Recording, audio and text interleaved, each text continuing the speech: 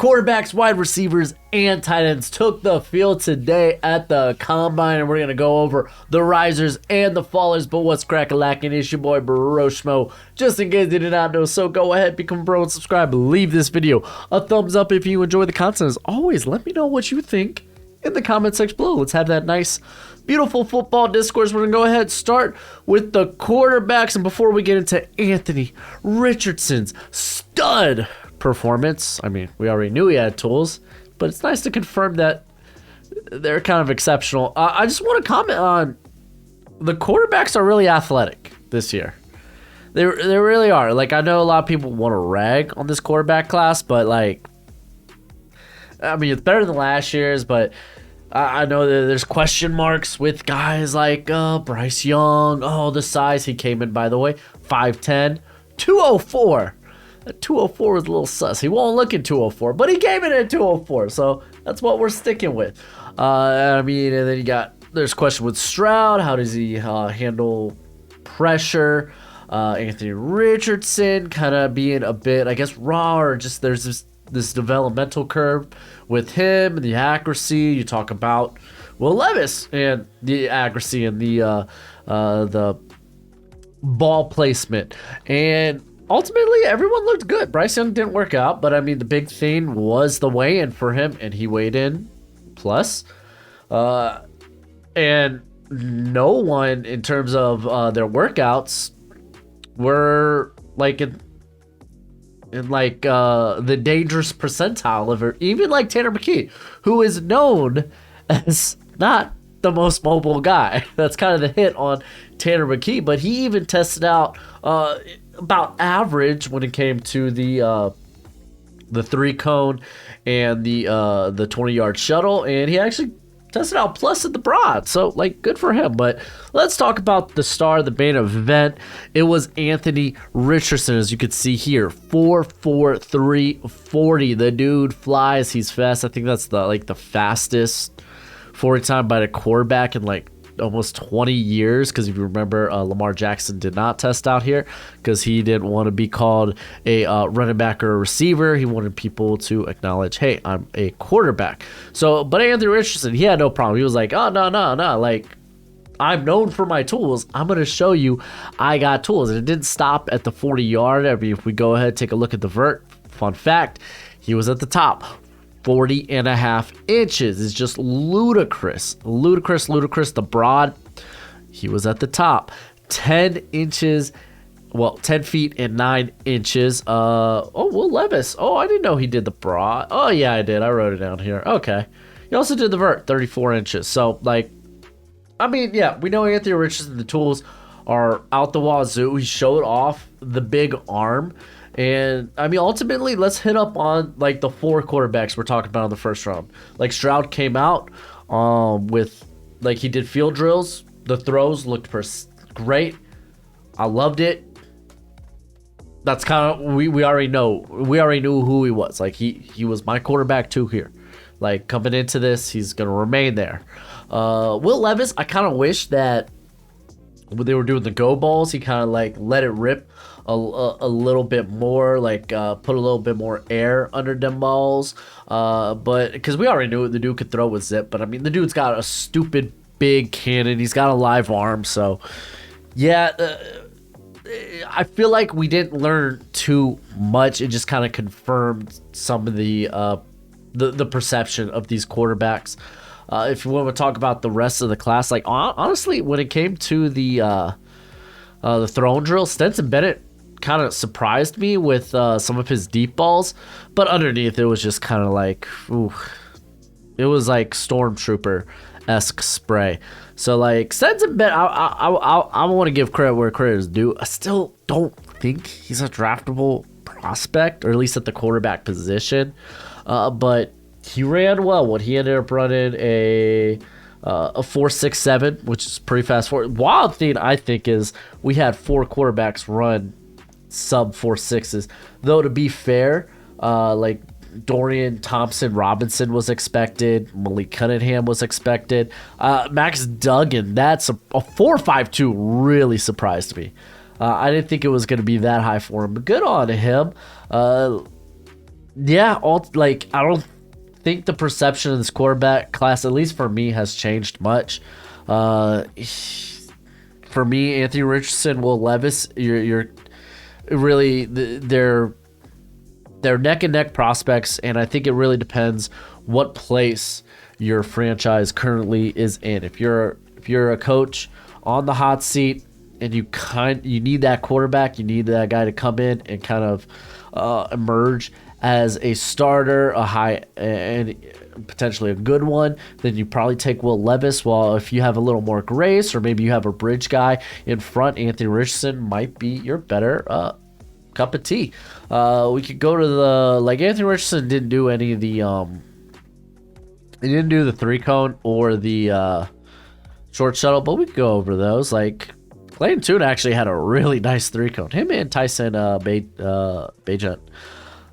I mean, the short shuttle kind of what it is. Stinson Bennett coming in there doing his thing.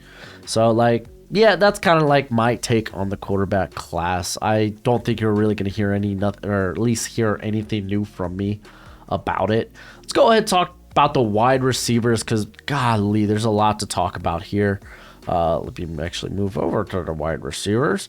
Because I mean, honestly, we could probably go through these guys one by one, kind of give you a quick analysis. Because I think a lot, there were maybe a couple of I think that going through the workouts, I had 3 guys that had sub ideal percentiles in the 20-yard shuttle. To be fair, not a lot of people ran that in the 3-cone. Typically those people wait for their pro day, and I only had one person in the negative when it came to the vert, and honestly he's probably the biggest faller for me in this. It's a lot of this was about the size, because a lot of these guys, they came in with a little less weight, the guys that wanted to run fast, I think, and man, you know what? I know where to start. Outside, where you at? I want to start with Jordan Addison. Jordan Addison came in 5'11", 173. So you're already that's thin, but as long as he runs well, it's all right. Ran a 4.49. That's fine, but at 173. It's not all that great. It really ain't all that great. He wasn't tremendous in the explosive drills. Really wish that he ran the 3-cone and the 20-yard shuttle. But to be fair, he also came into today saying he was kind of nursing a back strain. So I'm gonna put an asterisk next to Addison, and we're gonna just go ahead and wait for his pro day. And hopefully he tests out much better than that. Because, still, this dude's a first rounder. Don't get me wrong. It's just, maybe I'm a little less willing to take him in the top 20, which kind of feels like that's what this receiver class is. Not a lot of guys I'd be willing to take in the top 20. But you get into day 2, you get into day 3, and there's just a ton of really solid guys. Like I said, not many negative performances in any one drill by these receivers. A lot of their testing was just oh cool, this is a very deep receiver class. It's just there's not a lot of high end talent there. So Jordan Addison was the one I wanted to start with. We could real quick talk about where you at? Zay Flowers here. Came in, looked jacked, loved it. Still 5'9", not ideal when you're sub 5'10". Immediately your mind goes to, oh, he's probably a slot guy. But he ran well, 4.42. He had a 35-inch vert, 127 inches in the broad, which is solid. That's actually just right under a excellent elite. What is it? Excellent elite, exceptional. Let's go with another E word there. Percentile. So came into, I think he kind of secured okay, you know what, I want to take this guy late in the first round, most definitely. Unfortunately, here, let's get to Quentin Johnston, who's going to decide to run his 40 at his pro day, which is fine. And you know what? He did very well in the explosive drills. A 40 and a half was good for third in the vert. He did 134 inches in the broad, which again was good for tied for second in the vert. So solid. He came in with over 35 and a half inch arms. Spectacular. I'm not gonna lie to y'all, like, I don't think he has secured wide receiver 1 for me, though he is definitely, as you know, he's been one of my favorite wide receivers through this whole process. Let's just talk about now the other guy that's probably going to be jockeying for that wide receiver 1 position, because like Jaxon Smith-Njigba, his 3-cone, ridiculous. I don't know exactly what percentile it is. It's in the 90s for sure, because if I go here, take a look at my standard deviation when it comes to the 3-cone, anything under a 6.75, exceptional, elite, beautiful. He's well under that. Gotta love it, dude. Just, you know, this dude's such a smooth athlete, and he really showed it off. But it didn't stop there, as he got to the short shuttle and smoked everybody. Like, you go to the short shuttle and you look at this, where typically you want guys to be when they're in that high, like 90th percentile. It's typically sub 408. He blew that out of the water. Like, he's gonna be jockeying for wide receiver 1. The thing is, I still firmly believe he's a guy that's gonna have to play a majority in the slot, which I'm okay with, because if your offense has a high volume role for that, like I always bring up Cooper Kupp, then yeah, this dude's gonna be like a middle of the first round guy. So Jaxon Smith-Njigba really did well in those agility drills. It was top notch. He also did, I believe, the vert in the he did the vert in the broad, and 35-inch vert. That's really good. The 125 inches of the broad is solid too.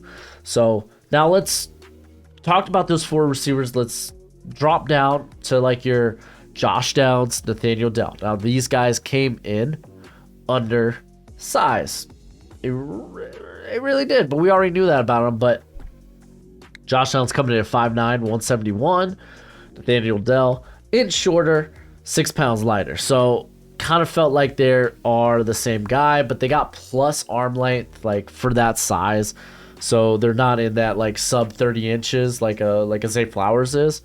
But they didn't test like explosively. Like, they did really good in the vert and the broad, especially Downs. Actually, my bad, Nathaniel Dell didn't even do the vert. I was looking at Michael Wilson, but if we're gonna look at the 40 times, you're kind of hoping something closer to the low 4.4s, and they tested out right here. Josh Downs 4.48, Nathaniel Dell 4.49. So firmly day 2 guys, I think, in my opinion. They're smaller guys. You kind of wish to see a little bit more of long field speed. Kind of is what it is, but to be fair, their 10-yard splits were stupid good. I believe they had the highest of the bunch. No, they were probably, I think they may have had like second or third. Okay, so they were tied for third. Darius Davis, he ran fast, but he's also a guy that's like stupid small, like 5'8", 165, sub 30-inch arms. Like, he's gonna make his bread and butter as a return man. Let's go ahead and talk about the speedsters, as I thought Jalin Hyatt, like, some people may have been let down by him running 4.4, not running under 4.4. But it's like, that's a hell of fast. Like, I got no problems, no qualms about that. I kind of it's like, sure, maybe you expected faster, but it's fine. The dude moves exceptionally fast. He did really good in the explosive drill, so you know this guy is like flying off the line of scrimmage. 40-inch vert. You got the broad here, I believe. Yeah, 11 feet 3 inches. So huge. I thought Hyatt, I don't think much changed in my opinion for Hyatt. But the thing is, if you're a team that wants Hyatt and can't get Hyatt, you'd look to like early day 3 for a guy like Tyler Scott. Unfortunately, Tyler Scott kind of ran piss poor. Like his first, I don't want to say that. Like his first numbers, right? You got he ran a 4.51, and it was like, oh man, I thought this guy was gonna be like sub 4.4. Like holy moly, man. And then you look at, obviously he goes 4.44 with his next run, but definitely not what you were expecting in terms of speed. He did really well in the vert and the broad. So we look here. Where are you at? Oh, there you are. 39.5 inches, and then the broad looked like 11 feet and an inch. So it's fine, but he's also 5'10", 177. To be fair, what Hyatt came in at 176, he's gonna be playing closer to 180. If some of y'all are like kind of like scared about some of these receiver sizes, they came in a lot smaller than he expected. Like Charlie Jones, actually, he dropped like 10 pounds, but he ran well. But I mean, you could probably throw 5 to 10 pounds like on these guys, and that's probably going to be their playing weight, unless like they were listed like during last season, listed at the size that you like we saw here today. Like typically college, they give a little grace, but also like I said this with the quarters with Emmanuel Forbes, where it's like, okay, he was listed at 180, came in weighing 166. But he did look thin playing at Mississippi State. But let's be honest, his playing weight's probably closer to like 175, I think. So, again, kind of do your homework on that, where you think guys played at in terms of weight, because a lot of them probably shedded some pounds to run quick here today. Let's kind of talk about the actual biggest riser though here. Because I thought a lot of guys like I would say like Reed did well. We had like Trey Palmer. He blew it out of the water, ran a 4.33, but he's got a track background, so I figured he was going to be up there. Jonathan Mingo, man, the dude's got size, man. The dude's got size. The drop rate was much better this season. Like, if you're too afraid to take a shot on like a Michael Wilson, a bigger receiver, then Jonathan Mingo is probably your guy. Like, Mingo's built for the NFL. That with that body, 6'2", 220, 32-inch arms. I mean, you look at. I mean, I know a lot of people would be like, "Oh, what about like Cedric Tillman?" And it's like, yeah, Tillman's fine. I thought he was fine. I really did. But the biggest riser for me were actually these two guys. You got Matt Landers and Bryce Ford Whedon. Every one of their moms gonna be talking about Bryce Ford Whedon's performance here. Ran a 4.38 at where do I have you? At 6'4", 221. He ended up getting a 41-inch broad. Ran a 129-inch broad. Ran sub 7 seconds in the 3-cone. So it's like, you know what? He came in as a much better athlete than I expected. However, you look at the on-field drills, drops. That was one of my things with him, dude, because his hands are so inconsistent. Like, this is a dude that's actually pretty darn solid at the contested catch. Let's see where you were at last year. Like 53%. That's a really good number. But drop rate, 8.8. You go back to 2021. He had 4 drops, so not nearly as bad, but he didn't see nearly the same amount of volume. If you remember in that in the opener against Pittsburgh, he actually had a ball bounce off his hands that led to a pick six that sealed the game for Pittsburgh. So, like, I had him as a late day 3 guy coming into here. He tested much better. He's probably closer maybe to the 5th round range with this performance. Yeah, it moves him up quite a bit. But I am still unsure about those hands. I'm not going to, like, this guy ain't jumping in day 2 for me. Matt Landers, though, was definitely an interesting name. I talked about him. What bowl was it? It was the Hula. So he literally practiced one day at the Hula Bowl and then opted out for the rest of the week. I thought we were going to see this guy in a Shrine Bowl or a Senior Bowl. And that crap did happen. I was like, what? Man, he made such a great impression. I was shocked. And then he comes in here and he runs ridiculously well. Like, let's look at the full-fledged numbers here as he was running at 6'4", 200. He ran a 4.37, had a 37-inch vert, 134 inches in the broad, did not run the shuttle or the 3-cone. But, like, now you're looking at this guy as more maybe closer to midday 3, maybe that 6th round area, which is originally where I had his teammate,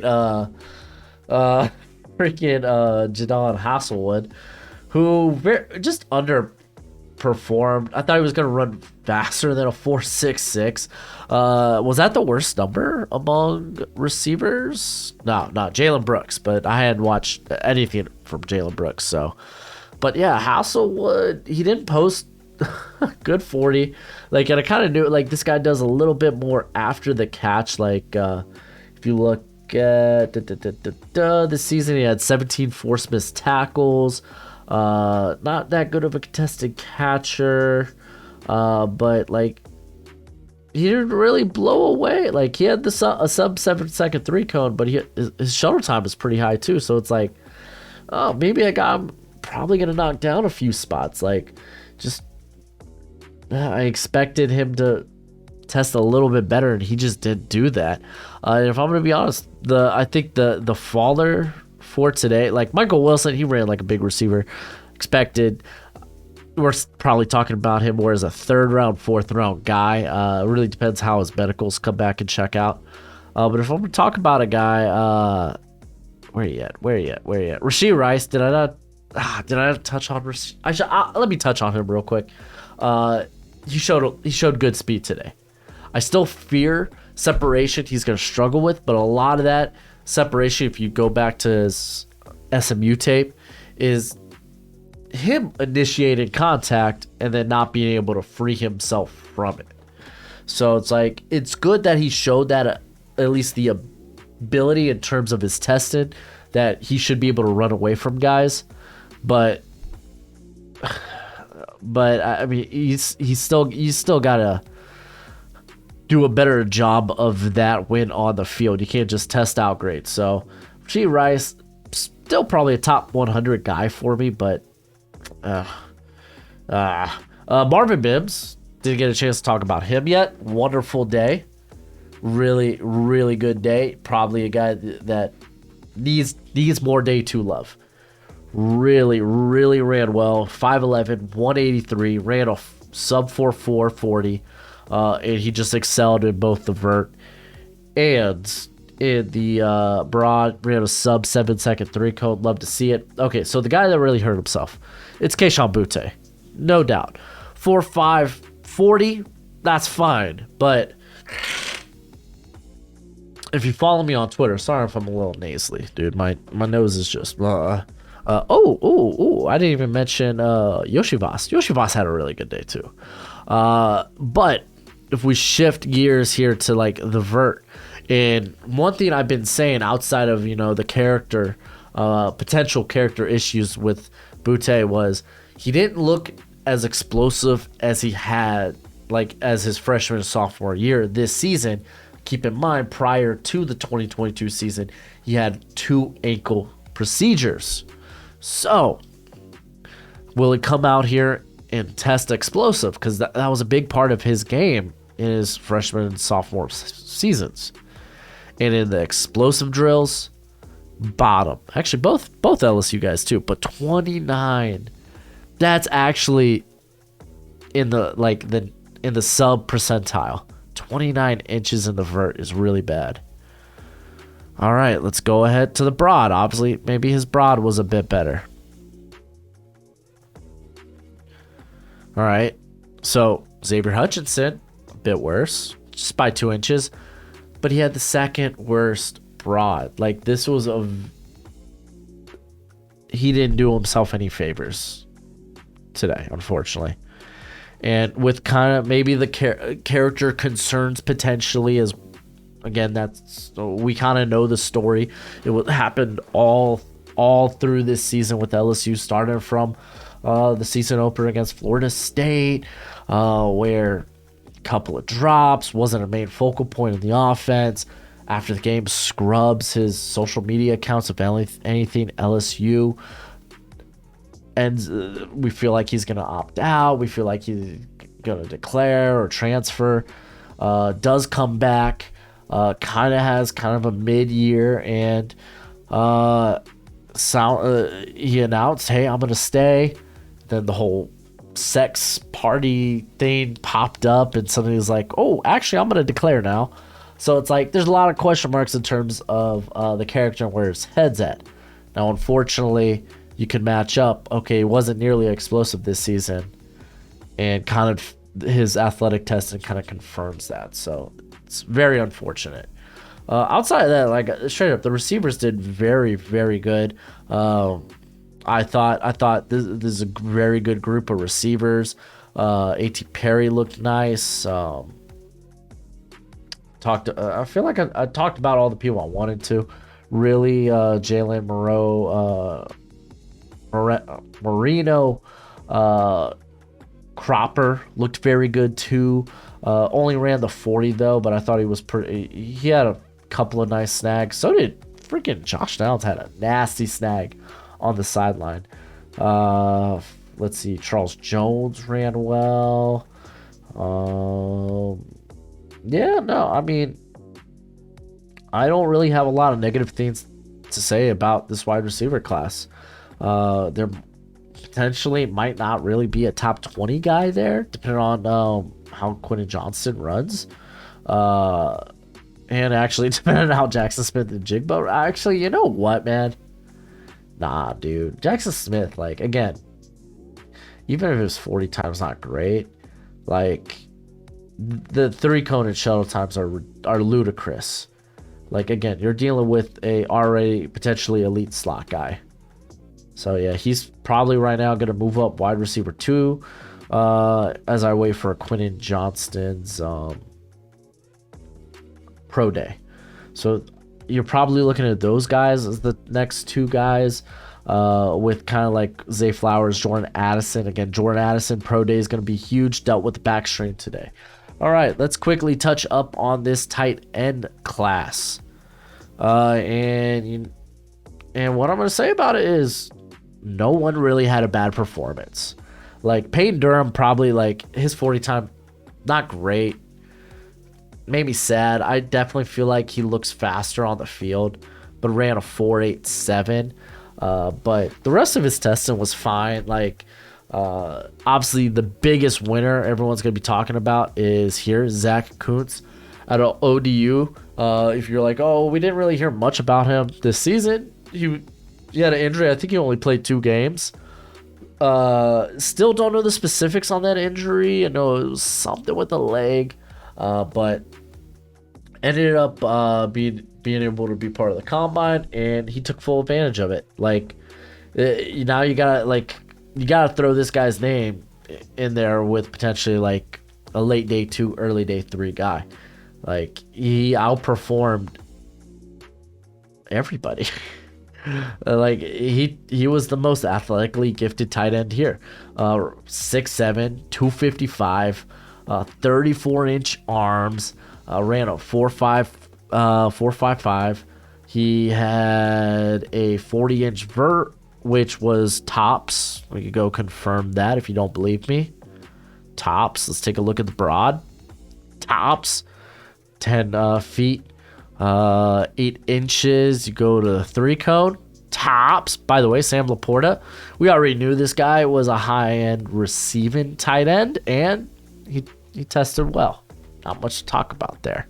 But yeah, Kuntz, tops. Go to the broad or go to the shuttle. I don't remember him doing the shuttle.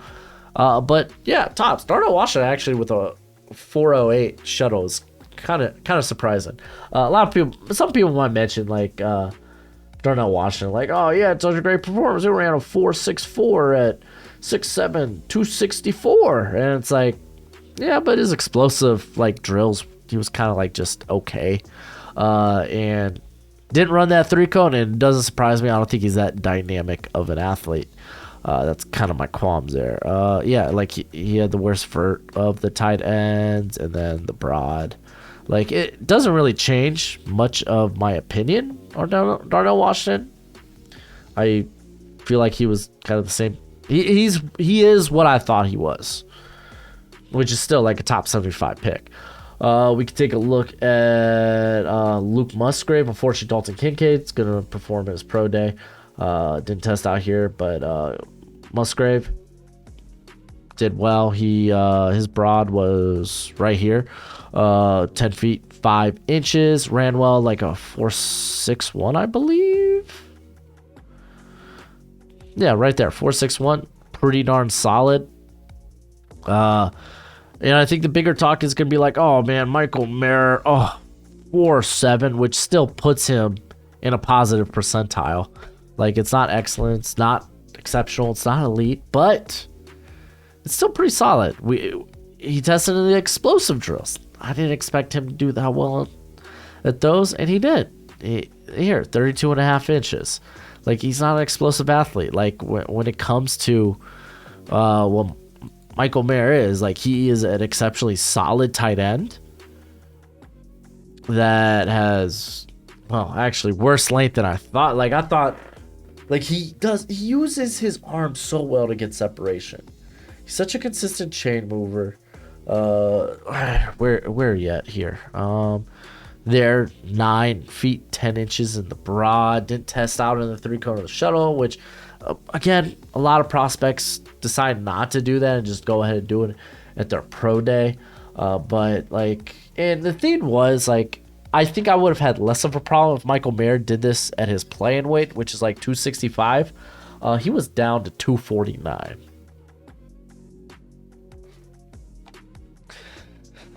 Is he not tight end 1 for me anymore? No, I'm gonna lean on that tape until we see Dalton Kincaid test out. I'm gonna lean on Michael Mayer's tape, but yeah, it's probably a lot closer. Michael Mayer's not that top 20 prospect. Like, you're gonna be looking. You want these guys that run like 4.61 or below, because typically those are the guys making a difference at the as playmakers at tight end. Like, I mean, shoot. Okay, let's take a look. Travis Kelce, 40 times. 4.61. It's kind of the golden standard, I guess. 4.61 or lower, you want to go for that. All right, let's take a look at. Suddenly can't think of can't think of tight ends in the NFL. So I guess it's not the end all be all, like, cause you look at like TJ Hawkinson, he ran 4.7. At least that's what I see him. 4.7. The thing is, man, his explosive drills were better than Mayer's. Okay, but looking at other tight ends, let's just pull a couple more. We got like Darren Waller, but he came in as a receiver. He ran a 4.4 340, but yeah, he did come in as a receiver.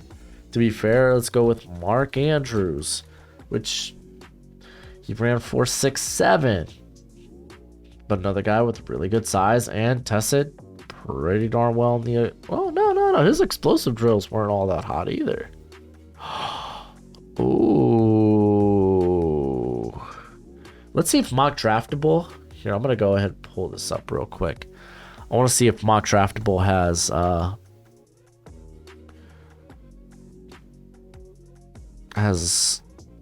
the